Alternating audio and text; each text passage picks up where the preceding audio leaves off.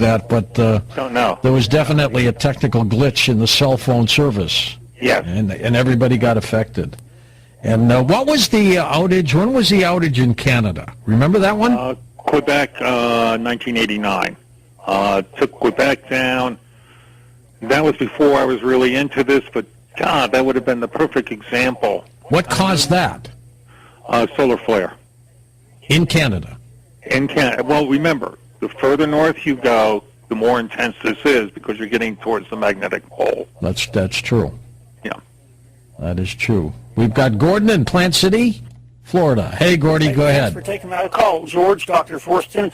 Number one, there's a whole bunch of legislation, the SHIELD Act, the GRID Act, the Critical Infrastructure Acts, bipartisan support, just not a lot. So I wanted to bring that to your attention. My own representative, Ross Spano, and I've been begging him, and I personally have met Rick Scott and Marco Rubio. They don't know me too well, but none of them have really done anything, but they're listening to me.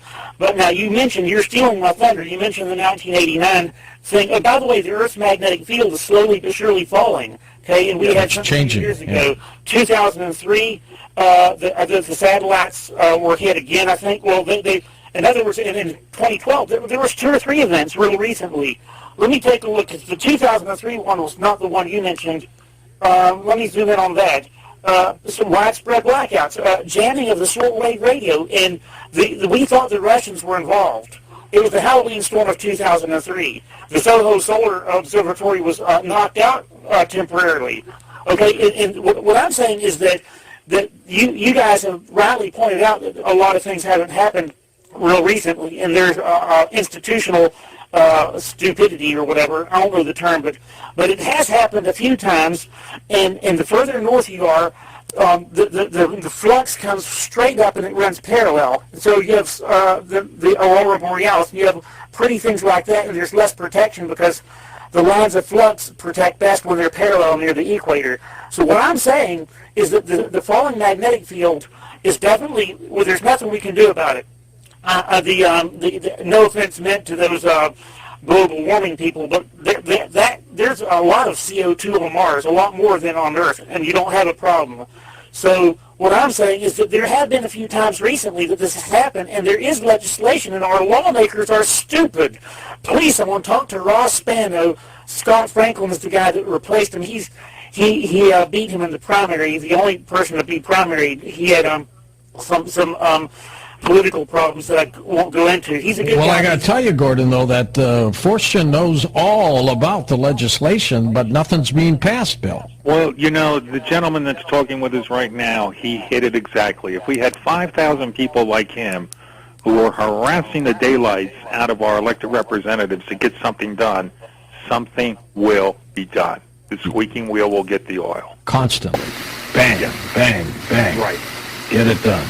Thomas in La Jolla, California. Hey, Tom, go ahead. Hi, George. Thank you for accepting my call. William, you are doing great work along with Peter Fry and George Noory.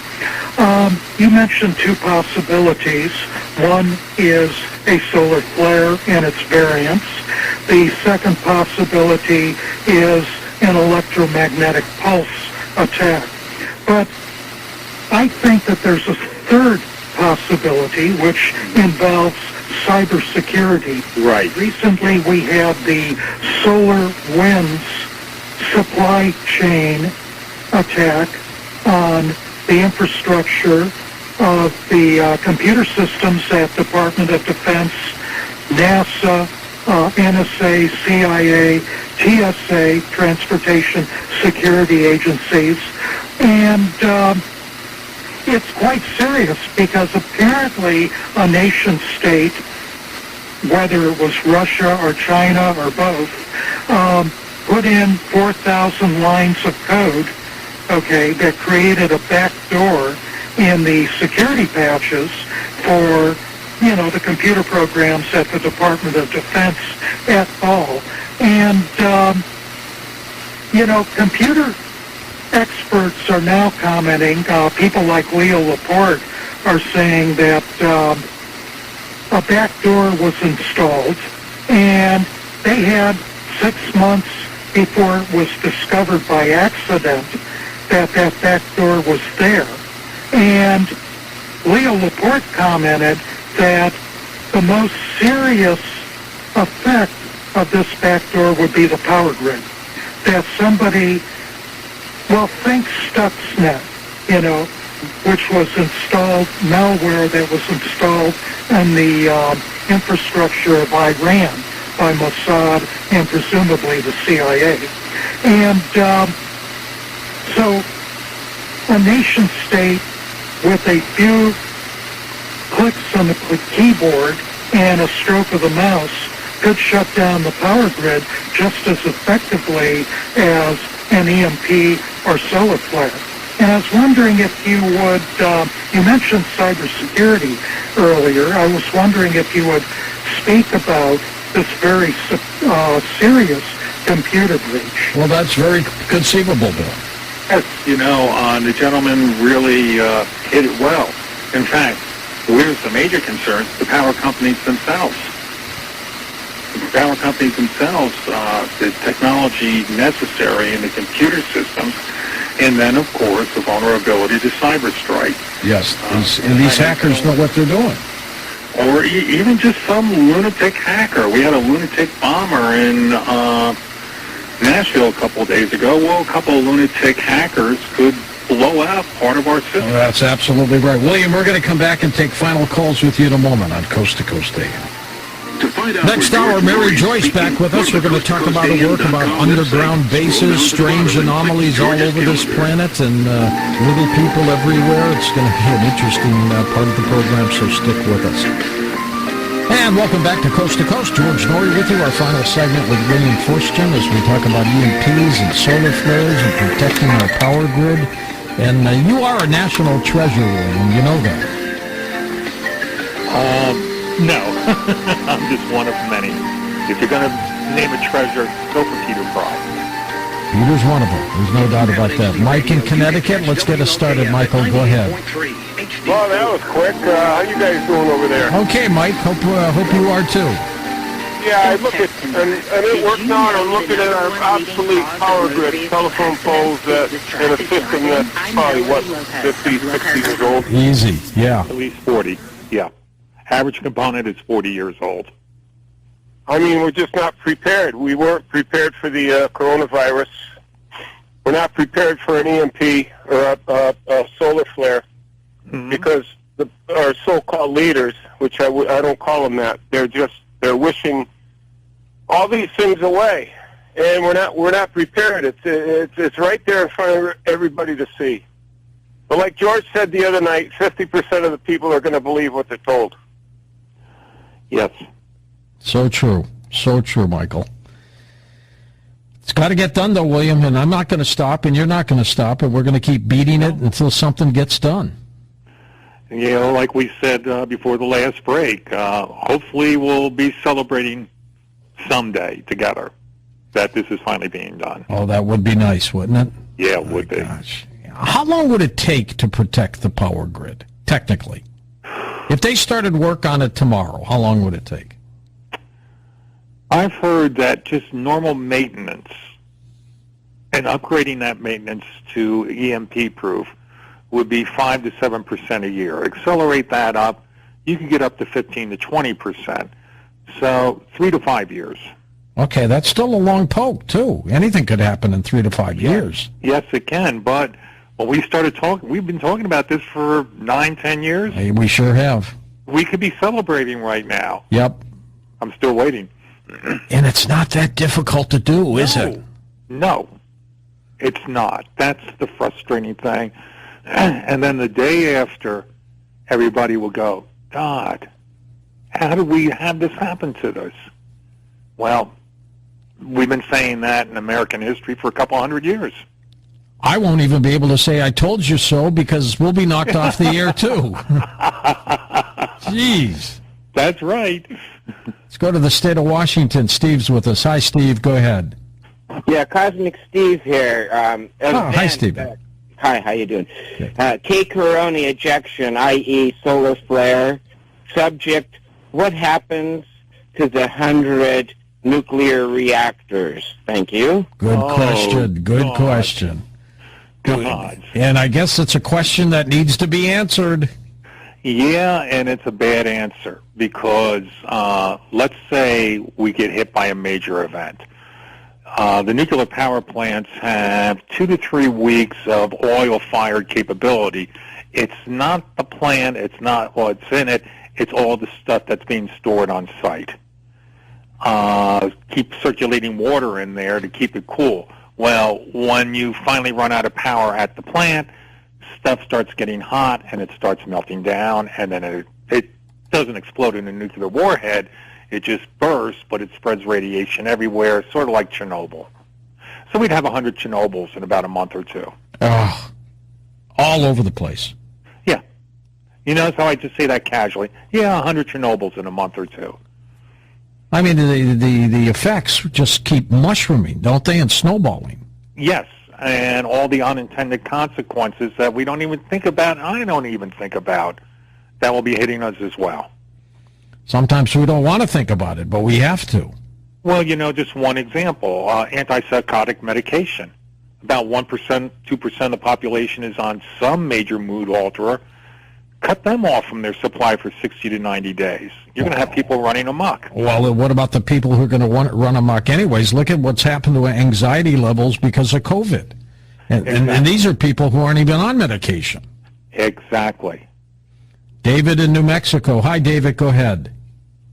Yeah, hi, gentlemen. I'd like you to comment on this when I'm done addressing the basic concerns that you had, especially along the lines of you said that 90% of the population would be dead within however many months it was. First of all, since I'm an airline transport pilot, George, we've talked before, for instance, about the 737 MAX, and it was my allegation that all modern airliners, even when they're fly-by-wire electric jets, should have a mechanical backup. So you're right. For the flight control, so you can get the thing on the ground. Going to the what's going to kill you, well, you need water, you need food, and you need to stay warm, and that's basically it. This phone that I'm talking to you on is the only electricity that I need in my life. It's the only electricity that I really use, and I make that electricity, and I would be happy to be rid of this phone and use no electricity at all. As far as water, everybody who has a house, has a home, that roof provides you more water than you can possibly use. Yes. And then you need to have some sort of a storage system, whether it's the plastic barrels or the plastic water system that catches it. But that rainwater, even if you live in the desert like I do, will provide you more water than you can use.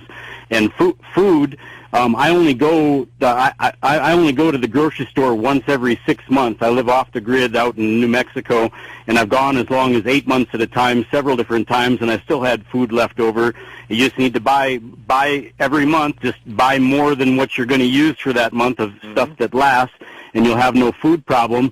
Of course, if you got food and your neighbor doesn't, you're going to have a combination of a coordination plan with your neighbors where you're urging them to do the same thing, so that they don't come and try to take your food, and people that are not in on your plan, that haven't prepared, you're going to need to have a self-defense for that. Yep. And the other technique is to hide food on your property and claim that you don't have it, and that will protect that food. And then lastly, you got to be able to cook some foods. You're not going to be happy if all of your food is cold, and so the way to do that, because I've been doing this for 20 years, your barbecue grill, those 20-pounders, propane tanks, you need to have a dozen of those sitting around to cook your food, and don't worry about using it to heat your space. Don't bother to heat your space. My house is not heated right now. I don't bother to heat anymore. I just deal with it, and my dishwater is frozen every morning when I wake up, if you want to know what it's like. What keeps you warm is the food that you eat, and you have warm winter clothes to wear, and then you don't need to heat your house.